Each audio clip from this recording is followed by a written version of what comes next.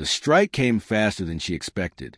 A rough, callous hand backhanded her across the face, sending her sprawling onto the steel-plated floor. Pain flared in her cheek, a sharp blossom of heat that radiated into her skull. Somewhere above her, muffled by the ringing in her ears, they laughed. The sound was harsh, metallic, not quite human. She coughed, tasting copper, and tried to push herself up onto her hands and knees. The deck was slick with spilled ration fluid and engine oil, and her fingers slipped, dropping her back down. They laughed again, louder this time, voices overlapping in a cruel chorus. "Pathetic little thing," one of them growled. The accent was guttural, vowels stretched by mandibles that weren't made for human speech. "Fragile. You humans break so easily." The woman lifted her head. Her dark hair clung to her face, plastered there by blood and sweat. She met their gaze, or tried to. There were 3 of them standing in a loose circle, all broad-shouldered, armored in scavenge plating. Raiders, mercenaries, slavers. She couldn't tell if they were pure alien or some kind of hybrid stock, but the ridges that jutted along their forearms suggested they'd been bred for violence. Her voice was barely more than a whisper, fragile as glass. "Don't hit me again." For a moment there was silence. Just a breath. Just enough space for them to register what she had said. Then the chamber exploded with laughter. They doubled over, one slapping another on the shoulder, as if she just told the funniest joke in the galaxy. Their laughter was jagged, echoing off the bulkheads of the ship's cargo bay. Even the others in the shadows, 6 more, leaning against crates and stolen cargo, snorted and jeered. "She begs now," one sneered, pointing at her. "Look at her.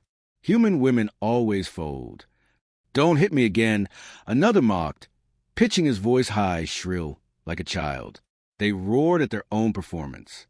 The woman lowered her head, her lips pressed into a line. The laughter rolled over her like a wave, but it did not drown her. It sharpened something inside. Pain ebbed into something colder, something more deliberate. She pushed herself upright again, slow, deliberate. Her arms trembled as she locked her elbows, as though every ounce of strength in her body fought just to keep her upright. She kept her gaze low, staring at the floor instead of at their sneering faces. She let them believe what they wanted, that she was beaten, broken, harmless. Her captors lost interest almost immediately. They always did. Raiders fed on spectacle, and once the fun was gone, once their victim no longer gave them satisfying screams or desperate pleas, they grew bored. Already they were turning away, muttering to each other about ration shares and their next raid. But she wasn't done. Not yet. Beneath her ribs, her heart beat faster. Not with fear. Not anymore. Something deeper stirred. Something that had been buried for years, buried beneath layers of civilian life, of pretense, of trying to live like a normal human in a galaxy that would never allow it. Her fingertips twitched against the cold steel floor. The laughter still echoed in her skull, bouncing against memory. She remembered a different room, a different time. Bright lights overhead, sterile and humming. Voices speaking in clinical tones. Test subject 37 shows promising resilience, increased conditioning. Her pain threshold exceeds projections. Prepare neural induction. She had screamed then, too. Screamed until her voice broke. And they had laughed. Scientists, not raiders, but the sound was the same. Cold, detached. That had been years ago. She had run from that place. Buried the training, buried the enhancements, buried all of it under the thin veneer of a life she thought she could claim for herself. But pain had a way of unearthing things. One of the raiders swung his boot into her side, careless, dismissive. A sharp crack echoed through her ribs. She grunted, but she didn't cry out. Instead, she whispered again, louder this time. Her voice carried, cutting through the noise. "I said, don't hit me again." That earned her another round of laughter, but this time it was shorter, rougher. A few of them glanced her way, frowns creasing their ridged brows. Something in her tone, calm, controlled, wasn't quite right. She lowered her hands to her knees and began to push herself fully upright. Her legs wobbled under her, but she locked them into place, refusing to kneel. "Sit down," one of them barked. She didn't. Her head lifted just slightly, enough to reveal her eyes. They caught the dim glow of the overhead lamps, and for a split second they gleamed, not with tears, not with fear, but with something harder, a glint like tempered steel. The laughter faltered. Not much, not all at once, but enough. The echoes that filled the cargo bay began to die down. The jeers softened into murmurs. The raiders didn't know it yet, couldn't have known. But in 20 minutes, not one of them would still be standing. The cargo bay smelled of oil, rust, and sweat, the kind of stench that clung to every raider ship in the outer belts. The laughter had quieted now, though the raiders tried to pretend otherwise. They spoke to each other in low tones, trading crude jokes, but the mirth had thinned. They weren't used to prey standing back up. Prey crawled, whimpered, broke. That was the rhythm of their lives. The cycle of cruelty and submission. But this human woman, she stood there swaying on her feet, blood trickling down her chin, eyes fixed on the floor yet somehow sharper than knives. She could feel their unease. The instincts drilled into her years ago whispered in her ear, cold and certain. They're watching. They don't know why. They'll know soon. She raised a hand, wiping the blood from her cheek with the back of her wrist. Her bones ached, her ribs burned, but her body was already adapting. Nanofibers threaded through her muscle tissue responded to trauma like predators scenting blood. Torn fibers reknit themselves, microfractures in her ribs knitting with unnatural speed. Her heart rate steadied, her breathing smoothed. It had been so long since she'd let the conditioning wake. Years of pretending to be normal, of staying small, quiet, unthreatening. She had wanted to be free of it. She had wanted to be just human. But these bastards hadn't given her a choice. The one who'd kicked her, tall, his ridged forearms marked with Black Klan tattoos, snarled and stepped forward again. "You deaf little thing?" I said, "Sit down." His voice grated against her eardrums. Enhanced hearing made every vibration clear.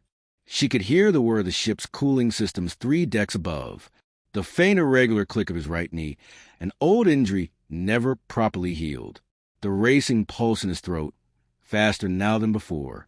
Fear, she realized. He was afraid and didn't know why. She lifted her gaze, slowly, controlled, her eyes locked with his. For the first time, she let one fraction of her focus sharpen. The effect was immediate. His lips parted, as if to speak again. No words came out. His skin flushed darker. His mandibles twitched. He stumbled back a half step before catching himself, trying to cover it with a sneer. The others noticed. "What is it?" one muttered. "Nothing," he growled. But the word lacked weight. She straightened her spine. The act should have been impossible for someone who had just taken a beating. But she did it, vertebrae aligning with mechanical precision, shoulders squaring as though she hadn't just been writhing on the floor minutes ago. Something changed in the air. The raiders shifted uneasily, trading looks. They were predators, yes, but predators understood hierarchy instinctively. Somewhere in the back of their primitive minds, they recognized that something was off. Something was dangerous. She spoke, and her voice was no longer trembling. "You think I'm fragile." A ripple went through them. Some scoffed, forcing laughter back into the room. But the sound didn't land the same way it had before. "You hit me because you thought it wouldn't matter," she continued, words steady, deliberate. "Because you thought I'd stay down. That's what you've been taught. That's what you believe about humans." Her gaze swept across them, one by one. A dozen raiders, armored, armed. Every one of them looking at her now. Attention sharpened, whether they wanted it to be or not. "You're wrong." The silence that followed was thicker than any blow. For a moment, the bay was utterly still. Even the hum of the ship's engine seemed to fade, leaving nothing but her voice echoing in their skulls. Then the tension snapped. The one with the tattoo spat on the floor and stepped toward her, swinging his arm. "I'll shut your mouth." She caught his wrist. Not by accident, not in desperation. Deliberate. Her fingers clamped around his thick forearm, stopping the blow mid-swing. The movement was too fast, too controlled. His eyes widened. She squeezed. The tendons in his wrist popped like taut wires snapping. He howled, collapsing to one knee as his arm went limp. Gasps echoed around the room. That was the moment the laughter died for good. She released him, letting his broken arm dangle useless at his side, and took a step forward. Her bare feet made almost no sound on the steel floor. Every raider unconsciously backed away a fraction of an inch, the circle widening as if to give her space. Inside, she felt awakening fully now. The thing she had kept locked away, the augmentation, the buried training, the predator she had once been shaped into.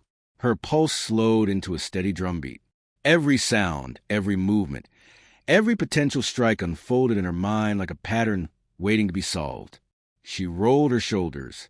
The ache of bruises was gone, washed away by accelerated healing. Her muscles no longer trembled. Her eyes gleamed faintly in the low light. One of them whispered it aloud, barely audible. "She's not human." Her lips curled just slightly, enough to show teeth. "On the contrary," she said softly, "I'm the most human thing you'll ever see." They didn't understand. They wouldn't. But they would learn. In 20 minutes, not one of them would still be standing. The raiders had seen prey fight back before.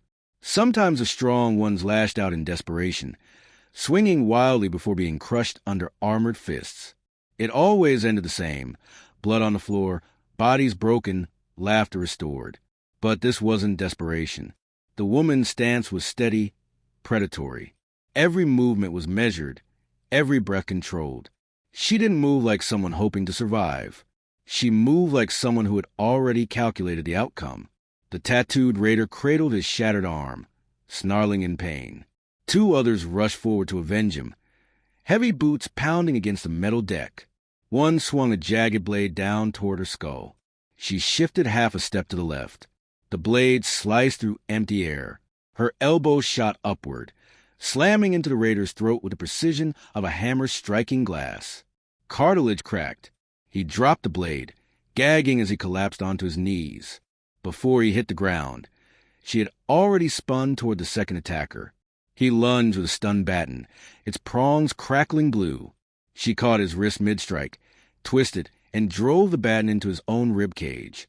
Electricity surged through him, convulsing his body until he fell twitching to the deck. Two down. The others froze. The bay, moments ago a theater of cruelty, was suddenly silent except for the groans of the fallen. Her eyes swept the circle. "I warned you." They hesitated, exchanging glances, trying to mask fear with rage. One barked an order in a language thick with clicks and gutturals. Weapons were drawn, blades, batons, a plasma pistol scavenged from some unfortunate patrol.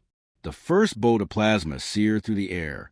She ducked, the shot hissing past her ear, scorching the wall. She was already moving before the shooter could fire again. Closing the distance in 3 long strides, she wrenched the pistol from his grip and turned it in her hand. He expected her to shoot him. She didn't. Instead, she used the weapon like a hammer, smashing but into his jaw. Bones shattered. Teeth sprayed across the floor. He went down without a sound. The pistol clattered from her fingers, discarded. She didn't need it. Another raider lunged from behind, a serrated knife arcing toward her spine. She pivoted, catching his forearm in both hands, and bent. His scream tore through the air as his elbow bent the wrong way, ligaments snapping like overstretched rope. She slammed her knee into his chest, dropping him flat. 3 down. 4. The others finally broke. The illusion of control was gone, and now they swarmed her in desperation. It was chaos. A blade scraped against her shoulder, drawing a shallow cut. But her hand snapped up, grabbing the raider's wrist, and with a twist she sent the weapon clattering away before slamming his head into the wall. A baton whistled toward her skull. She ducked, grabbed the attacker's leg, and yanked. He fell hard, skull cracking against the deck. Another came from the front, swinging wild. She stepped inside his guard, too close for his blade to matter, and drove her forehead into his face. Blood burst from his nose as he staggered back, dazed, before she swept his legs out from under him. Every move was ruthless, efficient. There was no wasted motion, no hesitation. She wasn't improvising. She was executing. Every raider had become an equation, and she was the inevitable solution. They screamed in rage, in fear, in agony, but one by one they fell. The cargo bay became a battlefield painted in groans and blood. Metal rang with the sound of bodies, striking steel. Still they fought. A hulking raider, broader than the rest, slammed into her with the weight of a battering ram. The impact drove her against a crate, air bursting from her lungs. His hand closed around her throat, squeezing with crushing force. Her vision narrowed. Stars sparked across her eyes. He leaned close, rancid breath washing over her face. "Not so strong now, are you?" Her lips curled into the faintest of smiles. She drove her thumbs into his eyes. He roared, releasing her as he staggered back, blinded. She dropped to the floor, sucking in breath, and kicked his knee sideways with a crack that echoed through the bay. The giant toppled, clutching his ruined leg, his screams filling the air. She pushed herself up again, rolling her shoulders. Blood smeared her skin, but none of it slowed her. Around her, only a few raiders remained standing. Their eyes, once filled with cruel amusement, were wide with the same realization. This human was death walking. One tried to bolt for the door. She caught him before he could reach it, fingers curling into the back of his armor. She yanked him back and drove her knee into his spine. The crack was final. The others wavered, torn between fight and flight. She gave them no choice. Her body moved like a storm, tearing to the last of them in a blur of fists, knees, and precision strikes. A jaw snapped here. A rib cage collapsed there. They tried to block, to strike back, but she was faster. Too fast. Training and augmentation carried her through every exchange like a dance choreographed long before this day. And then silence. Her chest rose and fell in measured rhythm. Her fists were slick with blood. Around her, none of the raiders stood. Some writhed on the floor, moaning. Some lay unconscious. Others didn't move at all. The bay that had once echoed with their laughter now carried only the sound of their defeat. Groans, shallow breaths, silence heavy as a shroud. She stood in the center of it all, the still point in the storm she had unleashed. Her head lowered, dark hair falling across her face. Inside, the cold part of her, the part they had tried to bury, was fully awake now. There was no going back. Her whisper was almost lost in the quiet, but it carried. "I told you not to hit me again." Silence. It pressed down on the cargo bay like the vacuum of space itself. Thick, suffocating, absolute. The floor was littered with bodies. Some groaned weakly, clutching shattered limbs. Others twitched, eyes rolling with shock. Most didn't move at all. Steel plating was slick with blood, smeared in streaks where she had dragged, thrown, or broken them against the walls. The laughter was gone. The jeers were gone. Only she remained standing. Her chest rose and fell with slow, steady breaths. No ragged gasps, no trembling. Her body had adapted, adjusted, the augments and training she had locked away humming beneath her skin. The bruises were already fading, the cuts sealing. Her bones had knitted themselves strong again. She tilted her head back, closing her eyes. For the first time since the first blow had landed, she let herself feel the weight of it. Not the pain, but the truth of what she had done. 20 minutes. That was all it had taken. 20 minutes to turn humiliation into slaughter. She opened her eyes again, staring at the fallen around her. A flicker of pity crossed her face, but it didn't last. They had chosen this path. They had laughed when she begged. They had mocked her pain. And now they understood. One of the raiders stirred at her feet, the tattooed one. The first to hit her, the one who had broken her ribs with a careless kick. He coughed, spitting blood, tried to roll onto his side. His shattered arm dangled uselessly. His eyes found hers, and for the first time, they were not filled with cruelty. They were wide with something else. Fear. "You!" His voice cracked, weak. "What were you?" She crouched, meeting his gaze. Her face was expressionless, her eyes cold but clear. "I'm human," she said. He flinched as though the word itself was a weapon. Her hand reached out, steady, calm. For a moment he thought she meant to finish him, to break what little was left. Instead, she simply pressed 2 fingers against the side of his throat. She held him there until she felt his pulse stutter, until his eyes fluttered closed. Unconscious, not dead. Not all of them had to die. She wasn't here to be their executioner. She was here to remind them. She stood again, surveying the wreckage. The alarms finally began to sound. Dull red lights pulsed against the bulkheads as klaxons wailed, warning the rest of the ship that something had gone terribly wrong in the cargo bay. Reinforcements would be coming. She could leave. She could slip into the chaos, steal a shuttle, disappear into the void. But she didn't move yet. Instead, she spoke aloud, not to them, not to herself, but to the silence. You laugh because you thought humans were weak. You thought we were prey. You thought breaking us would make you strong. Her voice carried through the bay, sharp against the alarm. None of the raiders stirred, but she knew they heard.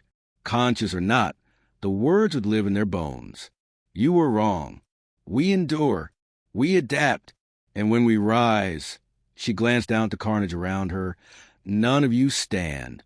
She walked toward the bay doors, her steps measured, deliberate.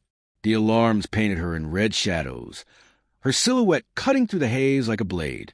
Behind her, the wreckage of bodies lay sprawled. Ahead, more would come. She didn't care. They could send 10, 20, 100. It wouldn't matter. She was done hiding. At the threshold, she paused and looked back one last time. The raiders were still breathing, most of them. Bruised, broken, humbled. It was enough. Her voice was almost a whisper, but it carried like thunder. Remember this. Never laugh at a human again.